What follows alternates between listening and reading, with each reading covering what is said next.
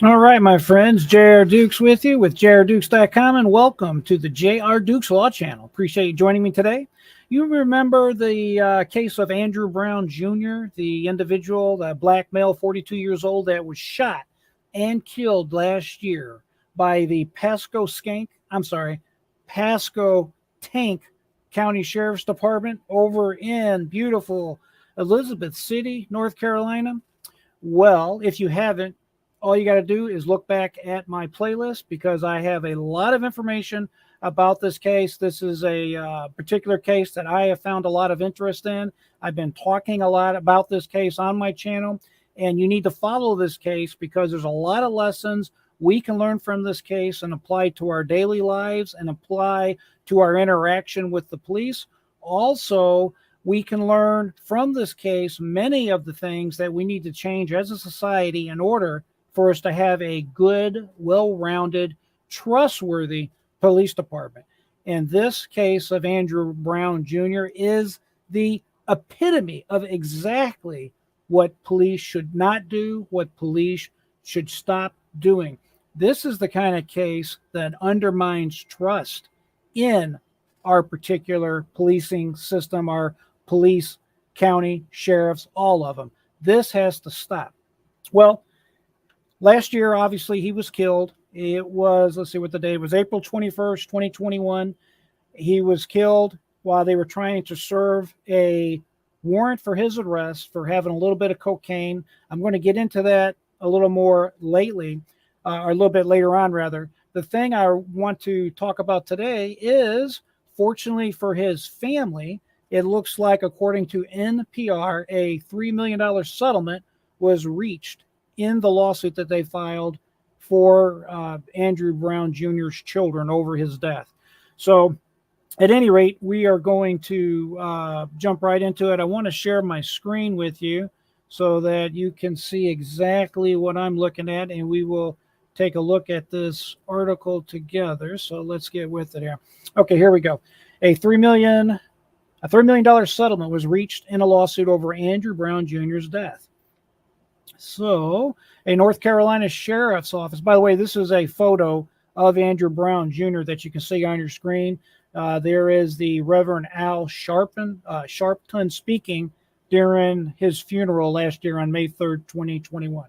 A North Carolina Sheriff's Office announced a $3 million settlement on Monday in a lawsuit filed by the family of an unarmed black man who was shot and killed in his car by sheriff's deputies more than a year ago. The family of Andrew Brown Jr. had filed a $30 million civil rights lawsuit in 2021, saying the man died because officers showed intentional and reckless disregard of his life, which I happen to wholeheartedly agree with. Brown was killed on April 21st of last year by the Pasco Tank County Sheriff's deputies while they were serving a drug-related warrant in his Elizabeth City home. Several deputies surrounded Brown in his BMW before the car backed up and moved forward.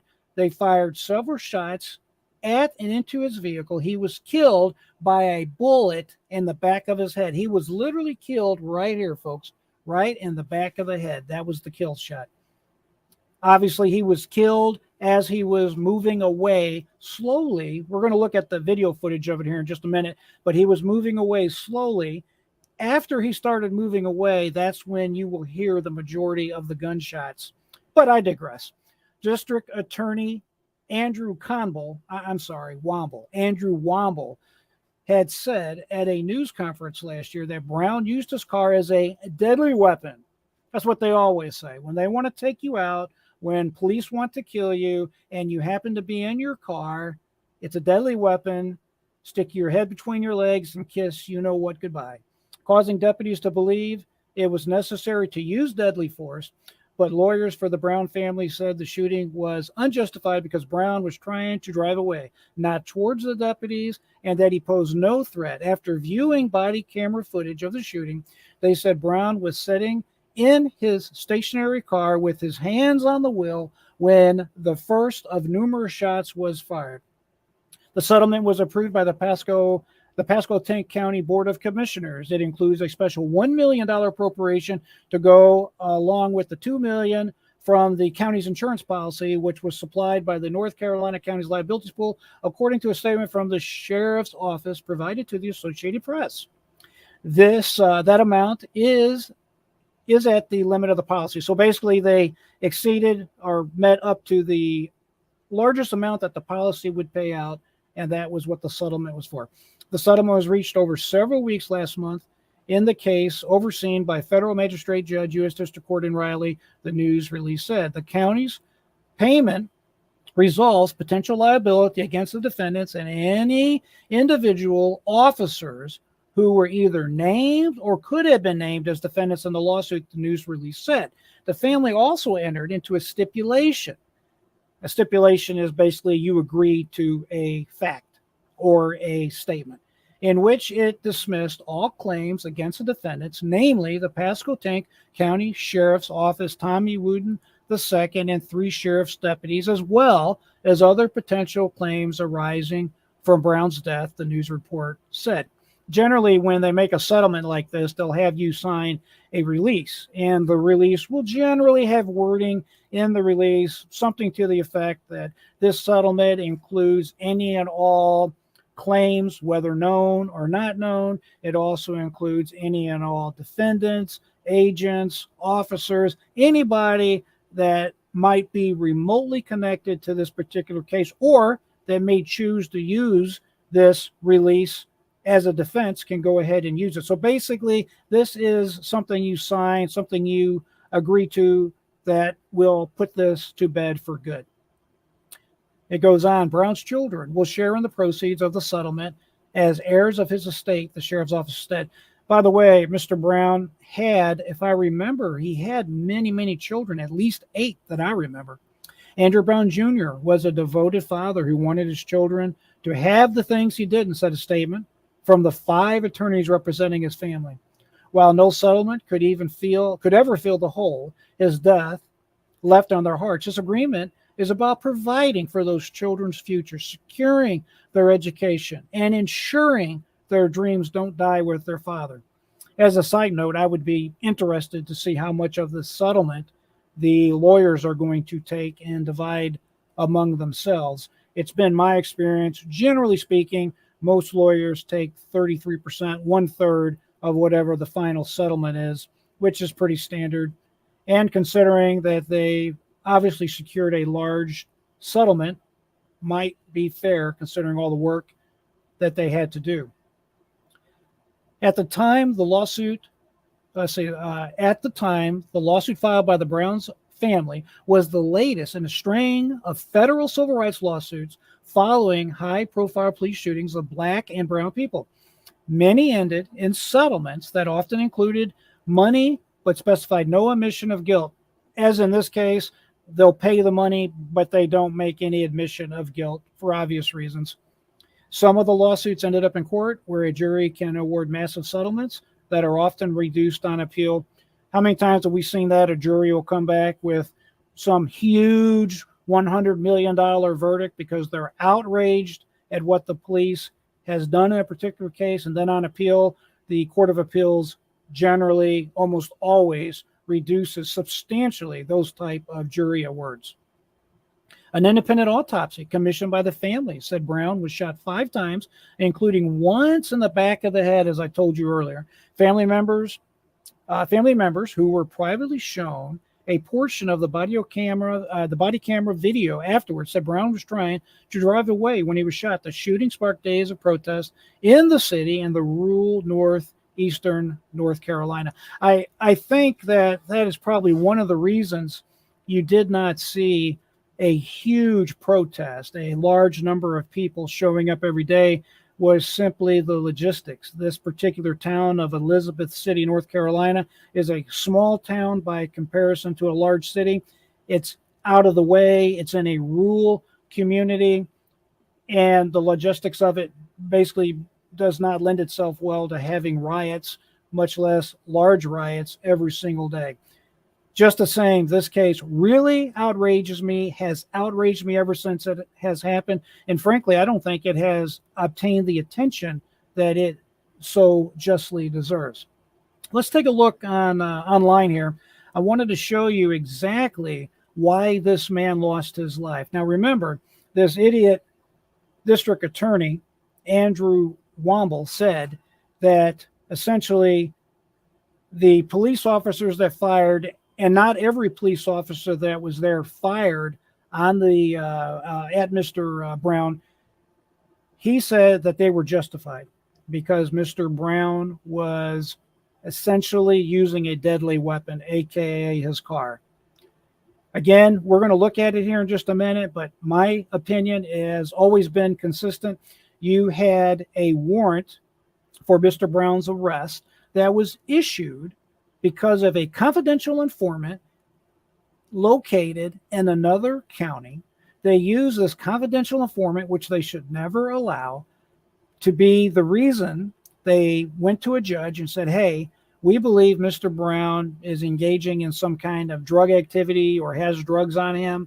They went ahead and convinced the judge, which is not hard to do, to go ahead and, let's go arrest this guy.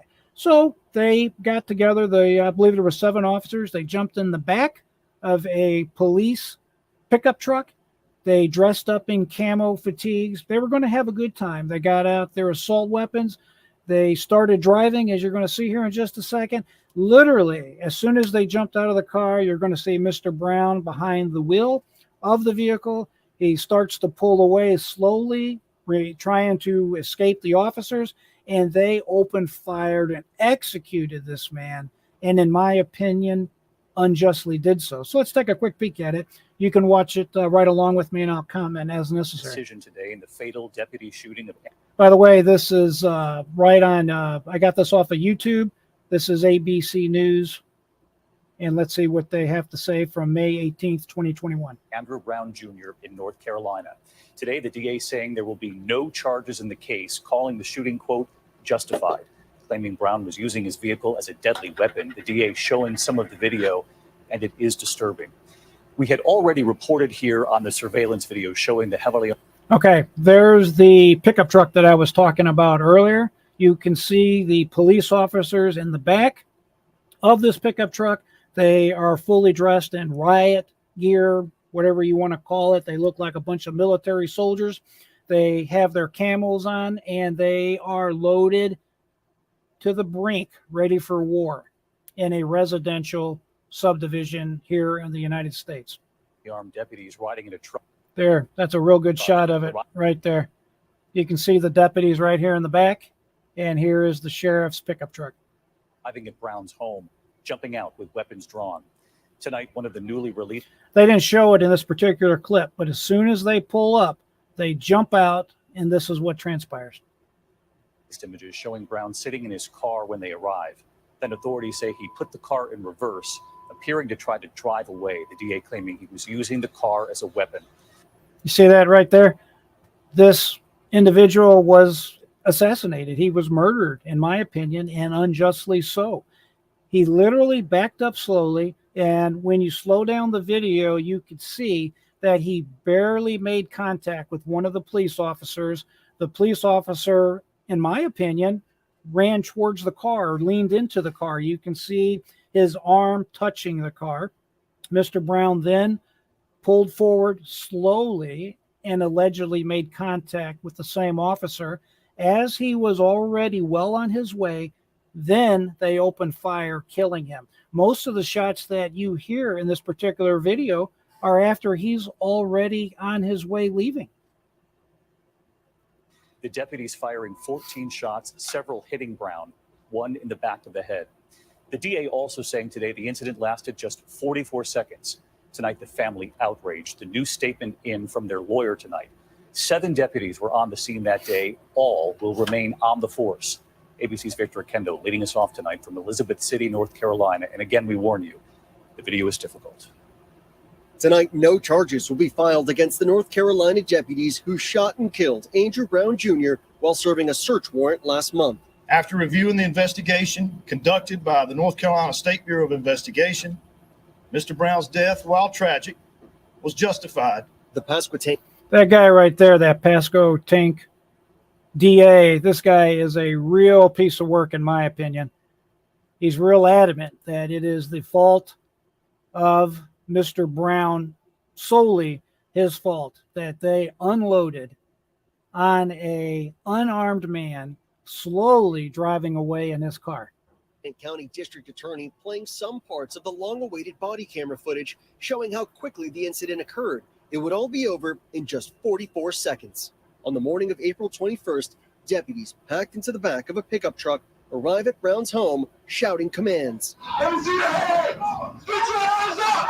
Get your hands up! Brown sitting behind the steering wheel of his car, one deputy gripping the door handle when Brown puts the car in reverse. The DA saying that's the deputy's arm making contact with the hood of the car. Now remember that you have the deputy with a gun pointed at Mr. Brown through the window, and at the same time he's essentially what to me looks like leaning on the car with his arm as Mr. Brown is slowly backing up and then slowly takes off.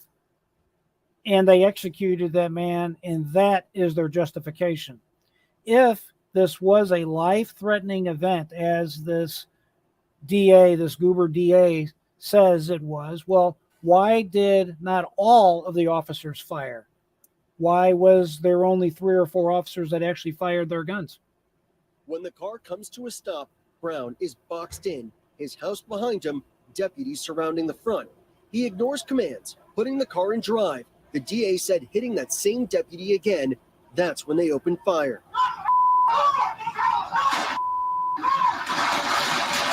At the time the first shot was fired, it is extremely clear, at least to me, that there was no one in the path of this car, and the vast majority of the shots are fired after Mr. Brown has clearly cleared any officers that may be in danger.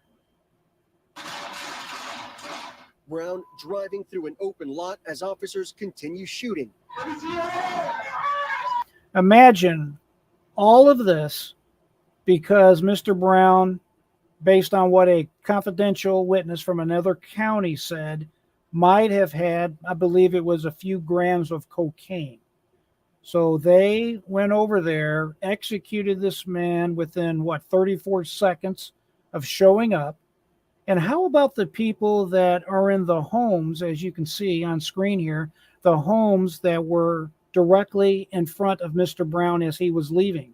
You have 3 or 4 police officers with firearms shooting, boom, boom, boom, as fast as they can in that direction. I just thank God that no child and no other person was killed or injured in this situation. When the deputies catch up, Brown had crashed into a tree. They call for help. Brown's death certificate stating he died within minutes of a penetrating gunshot wound of the head. The DA concluding his investigation today, saying that while he believes Brown was attempting to flee the scene, he used his car as a deadly weapon and that the deputy's use of force was necessary. When you employ a car in a manner that puts officers' lives in danger, that is a threat. I'm going to talk about this in another video, but it's really, really interesting to hear this DA saying that if you use a vehicle in that manner, that essentially killing you is justified. Yet, approximately the same time in history, on April 11th, 2021, you had Officer Kim Potter, who clearly accidentally shot a man one time, who was clearly using a vehicle to escape arrest and to take off. And there was police officers inside the vehicle that were clearly in harm's way. Yet she faced a full-blown trial by jury, and the prosecutors in that case literally threw the book at her. They were trying to put her away at one point well over 15 years plus. This lunatic DA is trying to tell us that this was justified. You'll have to make that decision. I am curious as to what you think. As always, make sure you put them in the comments below. Let me know. And I don't care what direction you're going. It's been nearly a month now since Brown's death. At any rate, that's pretty well the gist of what I wanted to talk with you about today. When it comes to the police, you have to learn how to survive any and all police interactions. Obviously, you should never try to run from the police. That goes without saying. but I am here to tell you that our system, the way we police here in America, definitely needs to be changed. The police should not be able to just and basically assassinate an individual over a few grams of alleged cocaine. By the way, from my understanding, no drugs were ever found on Mr. Brown's body, person, or in his car. He was assassinated, and that's just the way I see it. I don't know how anybody else that is rationally thinking about this can see it any other way. This man was definitely he was definitely killed. He was assassinated. It's just a crazy situation. Let me know what you think. This was published on June 6, 2022 by the Associated Press. A $3 million settlement was reached in a lawsuit over Andrew Brown Jr.'s death. Hopefully that does help his children and helps provide for them and their education, and hopefully the money is going to be used to that end for their benefit. It's a shame that Mr. Brown had to lose his life, and I hope somehow, some way, we can all learn lessons from this. At any rate, I do appreciate you joining me today. As I always say, my friends, keep a free mind and never give up. Until next time, I am JR Dukes.